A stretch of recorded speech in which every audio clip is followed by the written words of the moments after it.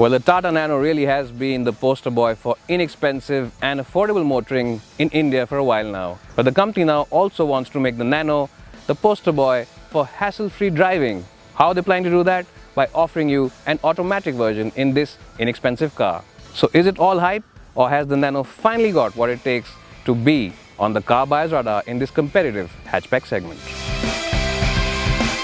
Well, Tata Motors has also given this car a few modifications on the face to make it look refreshing and appealing as well.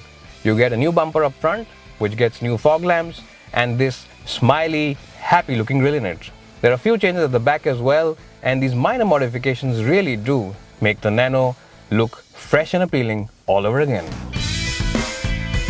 Well, Tata Motors has made the Nano a lot more practical now, and the biggest change of course on this car is the fact that you can open up the rear hatch door now.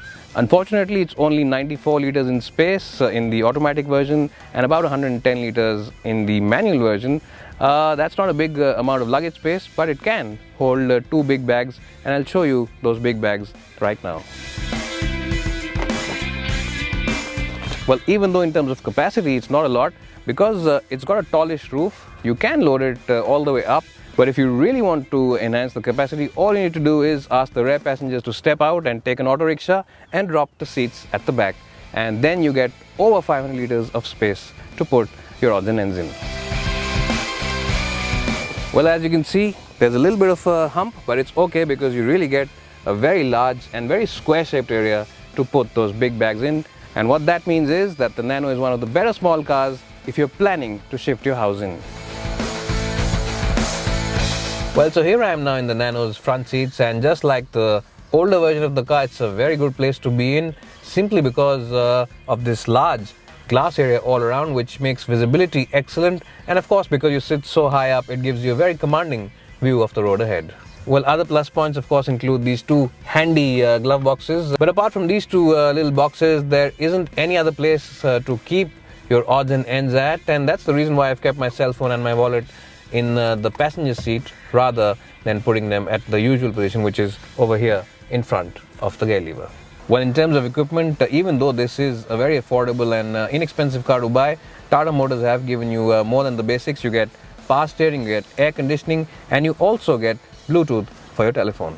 Well, you also get a very useful trip computer over here, which gives you distance to empty and other useful information. While the other big improvement inside the Nano's cabin is the visible improvement in overall quality. And remember that this is an inexpensive car, and even though there are some hard materials over here, it is still much improved from before, and now it is at par with its rivals in this segment. Well, even though the fit and finish has been improved quite a bit by Tata Motors, there are still some areas which leave a lot to be desired, especially in the shutting of these glove boxes on top of the dashboard.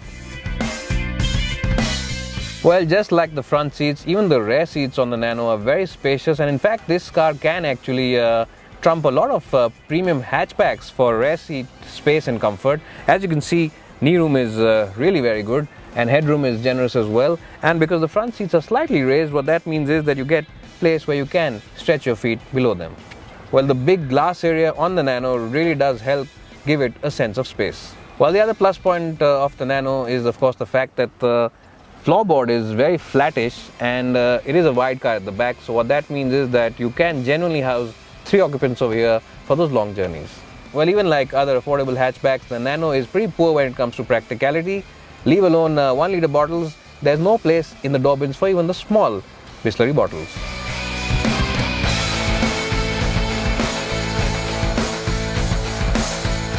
Well, so here I am now driving the new Tata Nano with the automatic gearbox.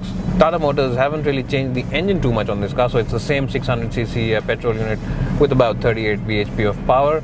And in terms of overall refinement, this is a pretty decent engine, considering it is of course a very affordable and a very inexpensive car. But yes, it does fall behind its main rivals. Well, because it gets a very light steering wheel and it has a very soft and easy to operate gearbox, driving this car in the city really is hassle-free in the truest sense of the word. Well, for instance, as you can see, this street up ahead is barely 10 feet wide, and if I was in a bigger hatchback, I would have had to make at least 5 different maneuvers to get a U-turn done. But with the Nano, I can do it in 1, 2, and 3. And as you can see, we are off back on the road. In fact, the steering is so light you can actually just move it around with your single finger, and you can really negotiate that U-turn or that roundabout with minimum fuss. Well, it's of course something that I would not recommend, but it is a very light steering wheel. Well, and I should stop going around this circle before my cameraman starts feeling dizzy.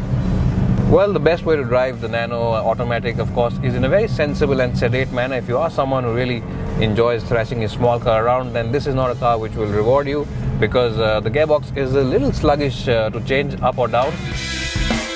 Well, if you want the best out of this automatic gearbox in its automatic mode, then you need to drive it in a very sensible manner, and you have to feather that throttle properly. You can't really push it all the time, because the gearbox is a little slow to respond to throttle inputs, and both on the upshifts as well as the downshifts, it does take a second or two to get going. If you want spirited performance, you can also use this S mode over here, which of course stands for sports. But unlike the Zest and the Bolt, where there is a visible increase in performance, over here this S button really does seem like a bit of a gimmick.